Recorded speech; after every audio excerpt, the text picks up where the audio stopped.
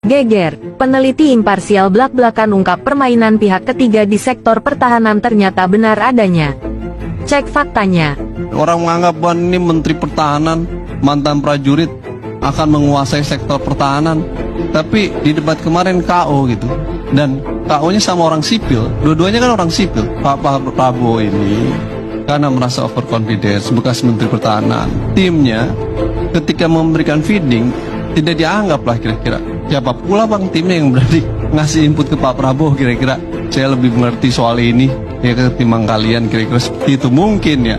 Sehingga data-data datang tanpa data, tanpa bahan, berbeda dengan yang dua. Dikasih feeding sama timnya, mereka memegang data dan menjadi perdebat gitu. Jangan pertanyaan soal indeks pertahanan yang ditanyakan oleh Pak Ganjar gitu ya.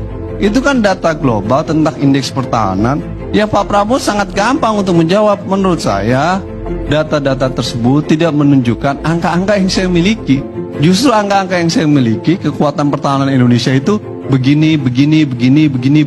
Saya sudah beli kapal, saya sudah beli ini, saya membangun industri pertahanan, sederhana sekali. Sehingga menurut saya data itu nggak valid. Tapi kan nggak bisa jawab juga. Mungkin udah kena attack jab Anies duluan dari awal, akhirnya udah emosi tuh Pak. Ya kan goyang deh semua datanya, tidak keluar gitu. Kalau kata Bung Effendi kan udah kena jab dulu, jadi goyang tuh dari awal menurut saya dari Pak Anies.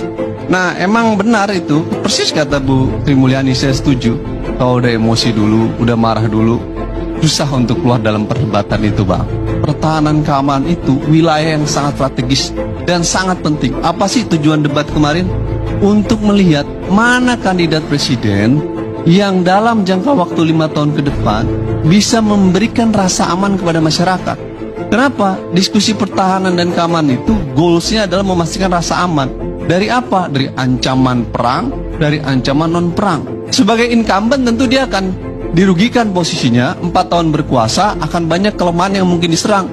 Dan benar, kelemahan-kelemahan itu akhirnya menjadi catatan buat Pak Anies dan Mbak Ganjar.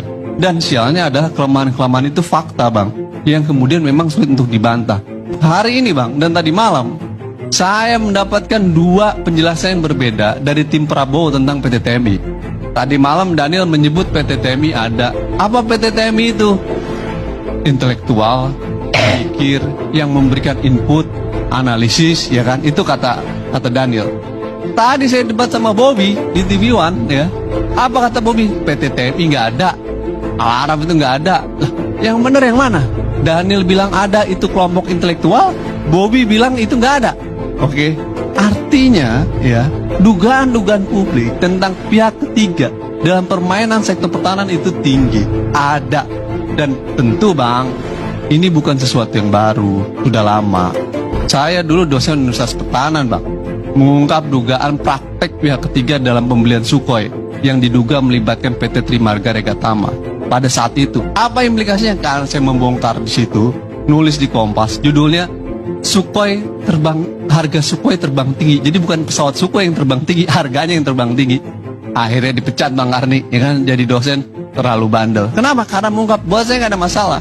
Walau gaji dosen di Unhan tinggi, akhirnya geser ke kampus lain lebih rendah. Tapi ya itu resiko. Saya lebih memilih kebebasan Bang, ketimbang saya harus dikekang, dibungkam. Ya lebih baik saya menyatakan. Kenapa Bang?